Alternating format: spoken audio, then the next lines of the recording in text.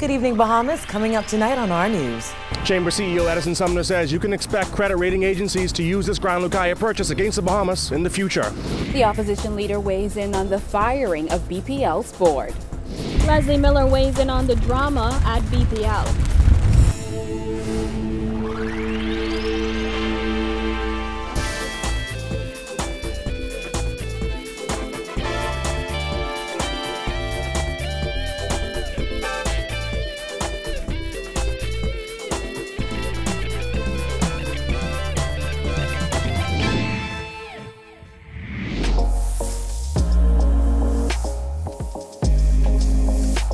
Our news is brought to you by Alive.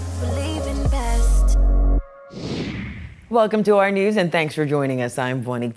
Topping news tonight, citing deteriorating relationships between board members who couldn't agree on critical issues. Works Minister Desmond Bannister confirmed today that the Bahamas Power and Light Board is no more and a new board will be appointed immediately. The internal power struggle comes amid ongoing power generation issues that have left BPL customers heated. Kyle Joaquin reports. Because if I involve and skullduggery is afoot, you know I could be screaming about it. In the midst of chaos at Bahamas Power and Light, President of the Bahamas Electrical Workers Union, Paul Maynard, says he's not here for the foolery. He spoke with our news one day after the old BPL board, headed by Chairman Darnell Osborne, was reportedly asked to resign. The move comes 1 month after the board was reconstituted. Members included Darnell Osborne, Patrick Rollins, Nicola Thompson, Ferran Bethel, BPL CEO Whitney Hasty, and Nick Dean. Works Minister Desmond Bannister, who has responsibility for BPL, said in a statement, "Regrettably, in recent times, the former board remained locked at loggerheads with respect to virtually every critical issue. This became costly to BPL. Moreover, as relationships within the board deteriorated, 3 members offered their resignations. In those circumstances, it was important that the company seek new leadership." Now, observers have questioned if recent turmoil was to blame for virtual silence since BPL announced that Shell Energy North America won the bid to build a liquefied natural gas plant to service BPL's customers on New Providence. Maynard feels officials have been dragging their feet on signing a memorandum of understanding for too long. The point is, I'm the chairman board in Shell. We figured, boy, now we getting somewhere with the situation. Shell was supposed to put up a power plant and move the electricity process forward. That would have been very well because we would have saved right away. With Shell putting they was going to put propane and LNG, and that was going to be fine. And then all of a sudden, the course was changed, and I had a problem with that. Though he didn't go into detail or answer any questions about the resignations, the Works Minister did explain in a statement that it is anticipated that a new board will be immediately appointed as the utility works to accomplish its goal of ensuring that reliable power is available to all residents of the Commonwealth of the Bahamas. The minister made it clear he has no intention of discussing this matter further. The managers' union at BPL has expressed an interest in Darnell Osborne being reinstated as chairman. Maynard said both unions have had a good working relationship with the board under her leadership. That is, aside from concerns after the recent handout of voluntary separation packages. Consultants cannot function in this company. This ain't a bank or a telco even, where you could bring a consultant in with a cell phone experience and stuff would come in. Our system is different. Every system is different. You have to have training on the system in order to function. Now, we reached out to the Works Minister for further comment. However, he said out of respect for the outgoing board, he prefers not to. Reporting from BPL's headquarters for our news, I'm Kyle Joaquin. Opposition leader Philip Davis, who had ministerial responsibility for BPL under the last Christie administration, urged government to bring back to work people who helped to set up BPL and let them revert to the original plan. He says this chaotic situation is proof the Minutes administration has no real plan for the power company. Jillian Gray reports. Not knowing is not synonymous to dumbness. Opposition leader Philip Davis says the firing of BPL's board is a clear indication that the government gave the board no clear mandate when it was appointed. I was surprised that they were all asked to resign. I have been hearing and noting that there was much trouble at the corporation. In fact, the day before, I issued a statement, or in an interview, I had to decry the fact that this government, and by extension the board, of BPL BEC were rudderless. As for the deteriorating relationships between board members, Davis suggested going back to basics. Those persons who were involved with BPL and BEC to set it up, bring them back to work. The institutional knowledge that you have discarded is now coming to roost. You see what the result is: chaos and confusion. Bring them back. Let them revert to the original plan that we have set up and move ahead. The company, which has been heavily criticized for power generation issues in recent weeks, was also slammed with 3 letters of concern. One from the Bahamas Chamber of Commerce on the recent RFP process, another from IRCA seeking answers on a new generation plant, and most recently from BPL's union leaders who claim the company is filled with confusion and chaos. Davis echoed concerns raised by the BPL unions over the many consultants who are being engaged with no explanation as to what they are doing. And this is of concern because, we're hearing about the number of consultants that's being brought in, the kind of salaries that's being expended, or the funds that's being expended on these consultants. Reporting for our news, I'm Jillian Gray. And with Moody's maintaining the Bahamas' existing Baa3 rating with a negative outlook, CEO of the Bahamas Chamber of Commerce and Employers Confederation, Edison Sumner, says the Prime Minister's decision to purchase the Grand Lucayan Resort will come back to bite him. Jared Hicks reports. Sumner says he's against government buying the Grand Lucayan Resort, saying it's a big risk and credit rating agencies will use it against the country in the future. I do not agree. I do not, fundamentally do not support the government's decision to acquire that hotel, to purchase the hotel. It is my view that those resources can be used to promote perhaps other industries. The government has demonstrated over the last 40 years or so that they are not good at running hotels. And with Moody's credit rating agency recently maintaining the Bahamas' Baa3 credit rating with a negative outlook, Sumner says rating agencies will have a new stick to beat the Bahamas with. The credit opinion notes that a downgrade would come if government doesn't achieve its fiscal consolidation goals. The chamber chief says government has made that task more difficult, taking on a reported $65 million purchase plus tens of millions of dollars in renovations. A couple of years ago, it was beating us with the Bahamas stick.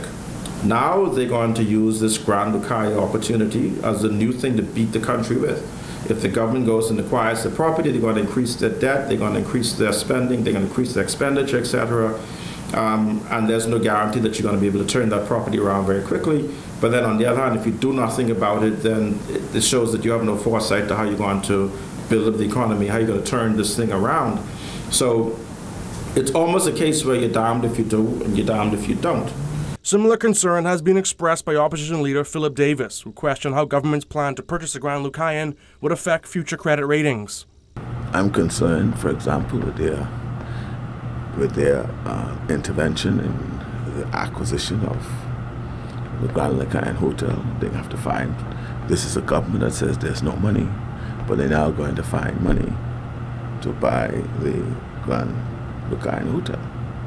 That will have and could serve to continually impact our ratings, our national ratings. Tourism Minister Dionisio de Aguilar indicated that government would have to take from one area and tighten things up, but insisted that they would come in on budget. Sumner says that will be a difficult task.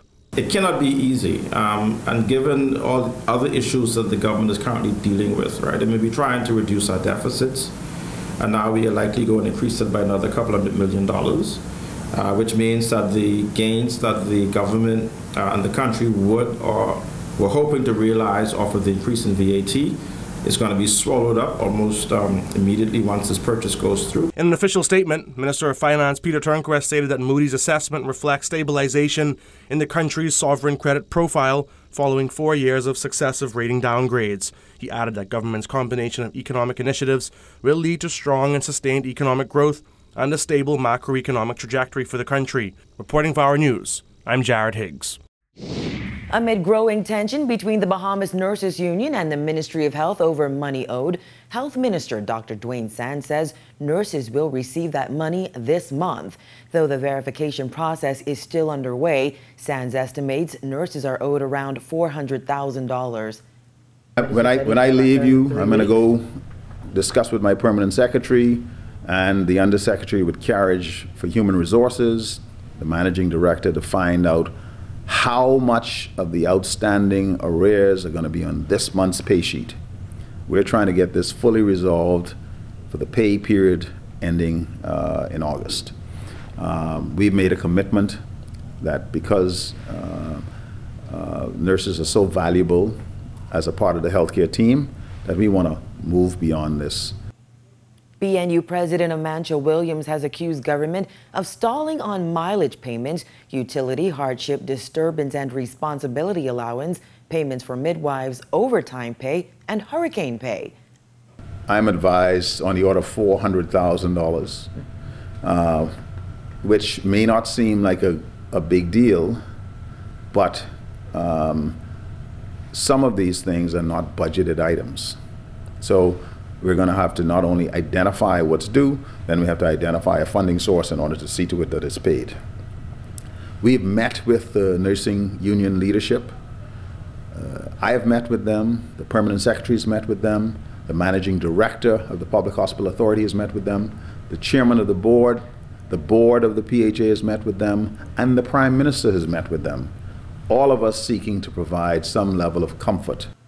When asked if nurses would receive the total amount owed to them this month, Sands told our news it is impossible to say, as the verification process is a tedious one. Some claims go back 9 years and the hospital's records are not ideal. It would be convenient, and I might get a little political feather if I said off the cuff that yes, everything is going to be on this pay sheet, when I know that to be not necessarily true. We are going to work to resolve every single outstanding issue of not only nurses but all of the staff. But it is going to take the time and due diligence to make sure that it's done properly. Well, nurses' threat to take it to the streets isn't the only uphill battle the Ministry of Health faces. Sands says government is struggling to cover Princess Margaret Hospital's expenses while collecting a pittance from patients. 87% of the people who come to Princess Margaret Hospital do not pay anything. 87%. The numbers are depressing, says Sands, who revealed that of the 55,000 to 60,000 people who turn up at Princess Margaret Hospital's accident and emergency department each year, the hospital collects less than $200,000. That works out to about $3 per patient. Among those non-paying patients, he says, are people who cannot pay, will not pay, or are exempt from paying according to policy. It creates a huge inability to fund the services that we are mandated to provide. And we acknowledge that this has been going on for some time. Once you claim the problem, now you fix it. And what we are doing is putting in place remedies to fix it. According to Sands, the net effect is, across the board, the hospital collects roughly $10 million or less, even though it provides an estimated $270 million worth of care annually. As a result of what he described as the hospital's depressing fiscal returns, the health minister says the management of the multi-million-dollar critical care block is underfunded. And so a lot of that very sophisticated equipment has no maintenance contracts on it. And so when the machines break down, there's nobody in place to come and fix them.